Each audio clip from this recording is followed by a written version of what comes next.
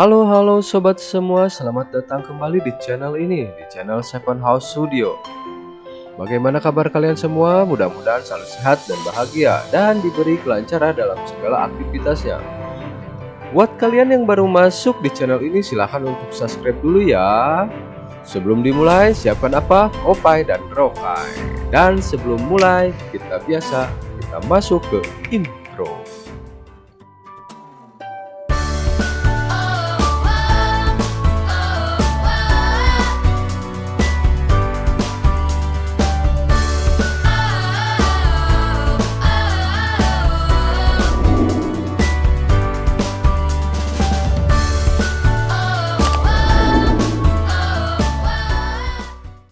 Di awal cerita, sebuah penjara di Korea Selatan diperlihatkan aktor utama dalam film ini yang bernama Pak Wong Kul. Dia adalah seorang bos gangster yang mendapat hukuman penjara selama 28 tahun.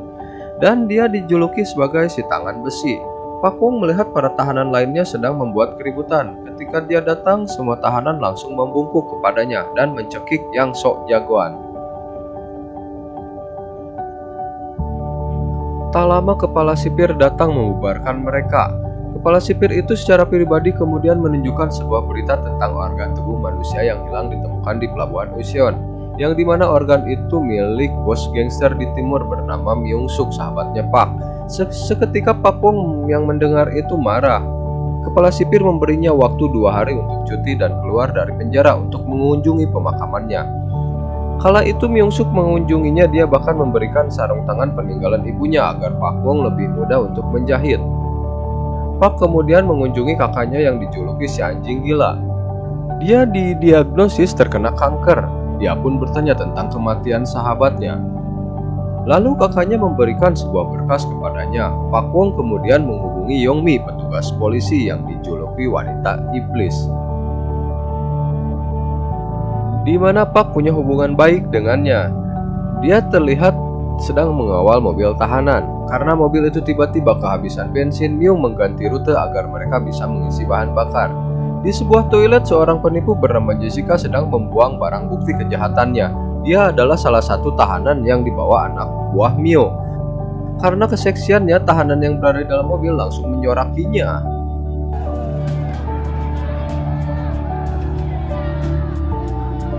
Perjalanan kembali dilanjutkan. Saat berada di tol, tiba-tiba sebuah bis dengan sengaja menabrak pembatas jalan dan langsung menghantam semua konvoi mobil polisi dan mobil tahanan ini.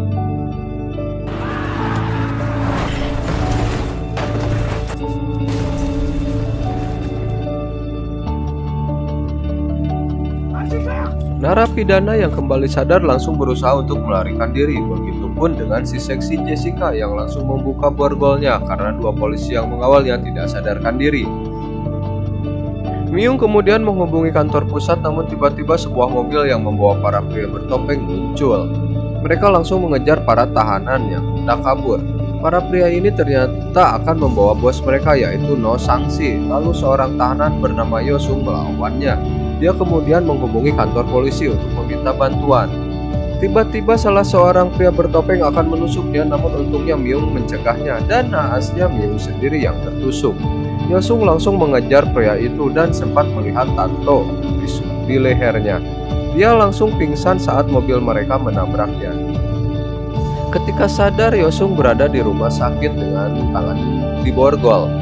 Pak Wong yang masih mendapatkan cuti segera pergi ke rumah sakit untuk menjenguk Myung yang berada dalam kondisi kritis.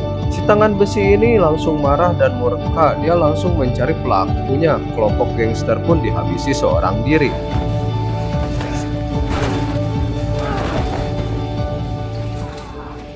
Mereka mengaku anak buah dari Sang-si. Terungkap pula geng timur dan geng pusat sekarang bergabung. Sementara itu Jessica menyamar jadi seorang dokter agar bisa meloloskan diri dari rumah sakit. Seorang polisi songong bernama Jo Dong-cho menemui atasannya untuk meminta dirinya yang menangani kasus penangkapan kembali para tahanan ini. Setelah kasus ini dia tuntaskan, dia meminta promosi jabatannya. Saat keluar, dia berpas-pasan dengan Oh Butak alias si anjing gila. Ternyata dia adalah seorang polisi senior yang bertugas untuk kejahatan khusus. Dari kepala polisi, si anjing gila ini mendapatkan informasi tentang pimpinan gangster pusat adalah No Sang-si. Dia berpura-pura menjadi pengusaha karena kasus suap sebulan lalu dia ditangkap. Ketika di penjara ada seorang yang mencoba membunuhnya, untuk itu dia menghubungi Myung untuk dipindahkan dan mendapat perlindungan, dan imbalannya dia akan memberikan informasi otak dari sebuah kejahatannya. Bahkan mereka menebak ada seorang pengkhianat di tubuh polisi. Kepala polisi pun mengembalikan pistol dan ID card agar kasus ini diselidiki diam-diam. Judong akan bertindak cepat untuk menangkap para tahanan yang kabur itu sebelum tim lain mendahuluinya. Dari mulutnya terungkap beberapa tahun yang lalu, Ogutak membentuk tim dari para tahanan untuk membongkar kasus para penjahat kelas kakap.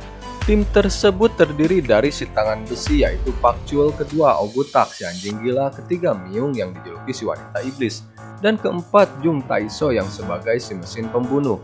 Ogutak kemudian pergi ke rumah sakit untuk menemui Yesung yang sedang terlihat menemani Myung. Dia berencana merekrutnya masuk ke dalam timnya.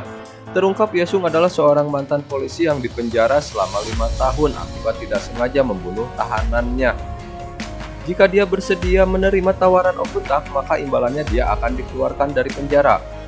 Tim kemudian berkumpul, namun menurut Pak Chul, Taisho tidak ingin bergabung karena sekarang dia sudah insaf dan tidak ingin mengotori lagi tangannya dengan darah. Ogutak kemudian menjelaskan beberapa target yang harus mereka tangkap. Pertama, Song Tae, pembunuh berantai dengan hukuman mati yang telah menghabisi banyak korban, terutama kakek-kakek dan nenek-nenek. Kemudian Changmin, pencurian, perampokan, dan pemerkosaan yang pernah melarikan diri dari penjara. Bahkan banyak polisi yang tidak sanggup menangkapnya.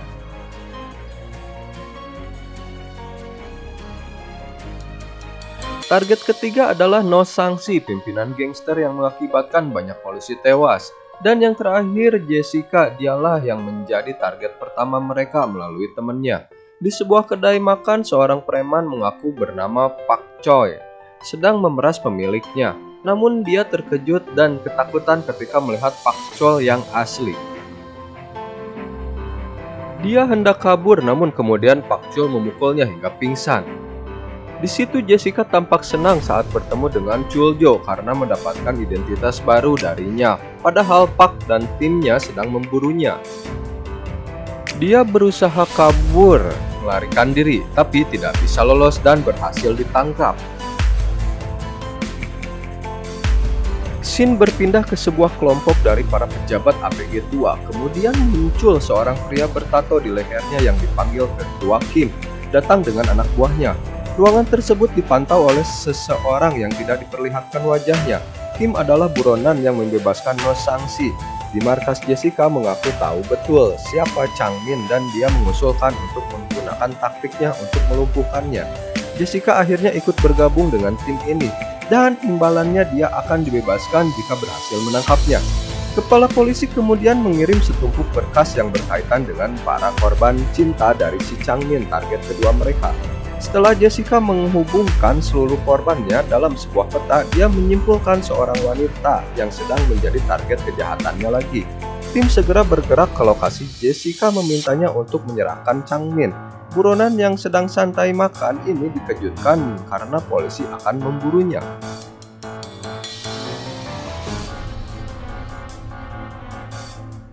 Yosung segera mengejarnya, namun si anjing gila ini tidak kuat untuk berlari.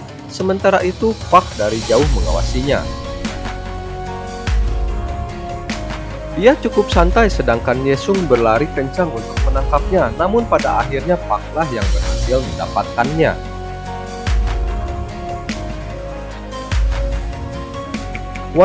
Wanita itu datang kembali hingga Changmin menyandaranya.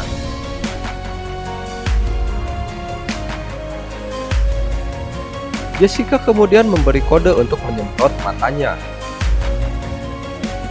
Dan tiba-tiba si polisi koplak Jengdo datang dengan enaknya membawa buruan mereka. Ogutak yang kambuh langsung dibawa ke rumah sakit. Yosung mengatakan kepada dia tidak menemukan Pak di gereja. Dia tidak akan kabur, namun punya rencana tersendiri dan tidak akan berhenti untuk menangkap para penjahat yang telah membunuh sahabatnya. Chunho adalah salah seorang jejeduk gangster yang tertidur di mobilnya.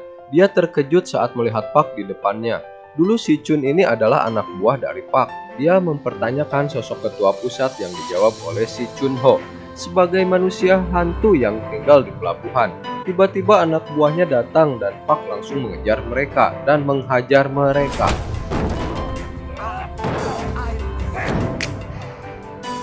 Jessica dan Yesung kembali menjemput Pak. Hasil investigasi, pembunuh Myung Suk adalah pemimpin gangster pusat yang belum diketahui identitasnya. Tim pun datang ke kantor polisi untuk langsung menginterogasi Chang Min. Setelah Jessica menghajarnya, Chang Min pun buka mulut bahwa No Sang-sik dan Sung Tae tidak sengaja tertangkap kamera di terminal. Scene berpindah ke seorang psikopat bernama Sung Tae. Tanpa rasa ampun, dia menghabisi dua polisi yang sedang bertugas patroli malam.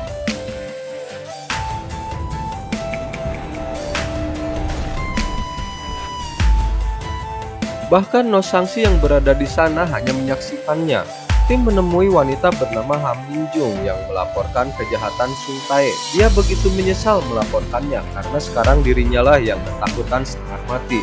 Saat tim kembali pulang, rupanya Sung Tae sudah berada di sana untuk membunuhnya.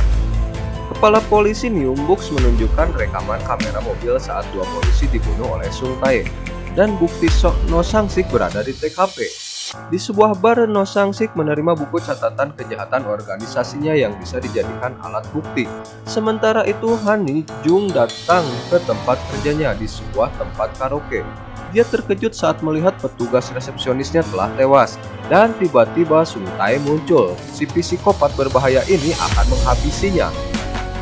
Sementara itu, Yesung dan Jessica berpas-pasan dengan No Sang-si. Dia balik arah untuk mengejarnya. Dan Jessica masuk untuk mencoba menyelamatkan wanita itu. Di saat Jessica kesulitan membuka pintu, Pak Chol pun datang membawa palunya Anoman.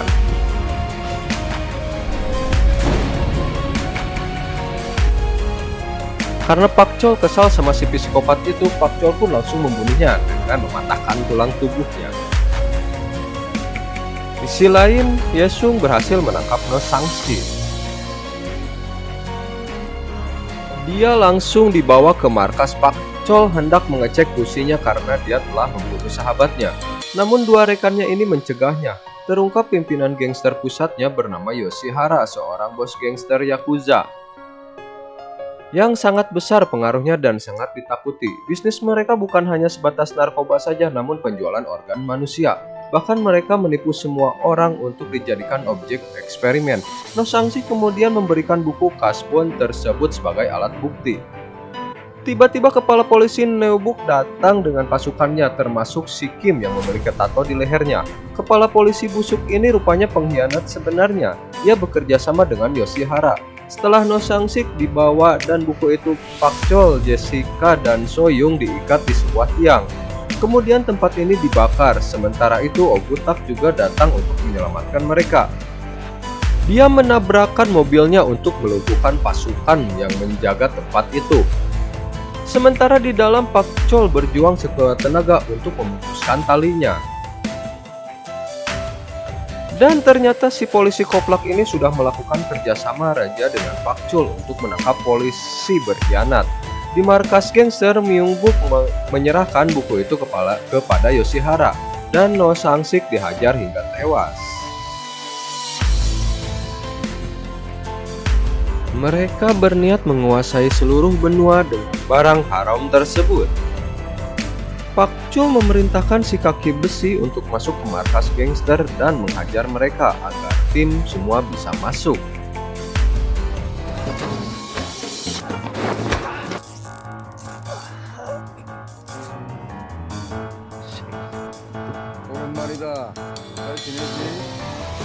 Karena tim berhasil lolos dari usaha pembunuhan, Neubuk dihukum oleh Yoshihara. Di sana, 5 orang harus melawan ratusan anggota gangster. Saat itu Pak Chol alias si tangan besi meminta 3 rekannya pergi, sementara itu dia dan si kaki besi akan menghadapi mereka. Yang dimana di sisi lain, si anjing gila yang tidak kuat capek dan tidak mau berkeringat, dia lebih memilih menggunakan pistolnya untuk melumpuhkan anggota gangster.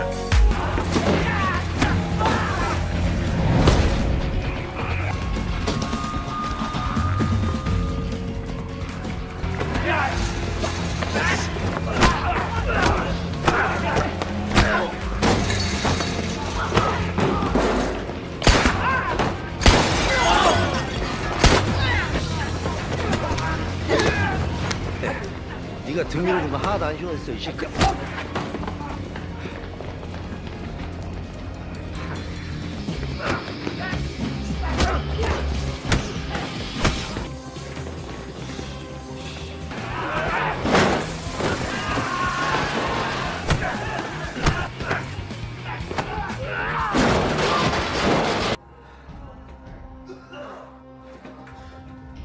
Di situ Yoshihara mulai ketakutan dan berencana pulang ke kampungnya di Jepang.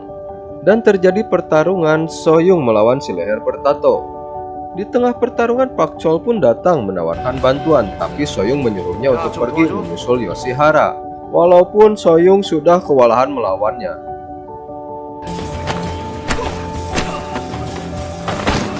어디가? Tiba di atap, si tangan besi harus berhadapan dengan si Yoshihara dan beberapa anak buahnya. Namun naas Jessica yang tertusuk di perutnya dan terjatuh dari atas, begitupun dengan si Pak Chul yang diserang dari belakang.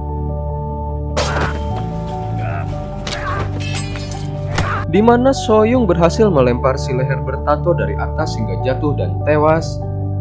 Dan duel pamungkas terjadi antara mantan gangster si tangan besi dan Yoshihara, bos gangster Yakuza.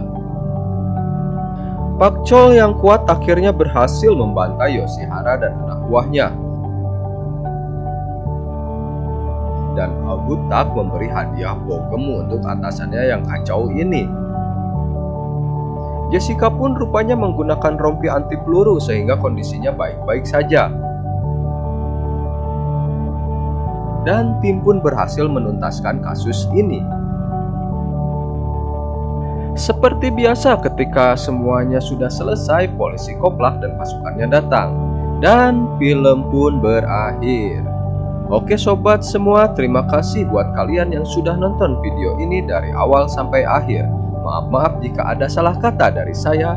Dan assalamualaikum warahmatullahi wabarakatuh.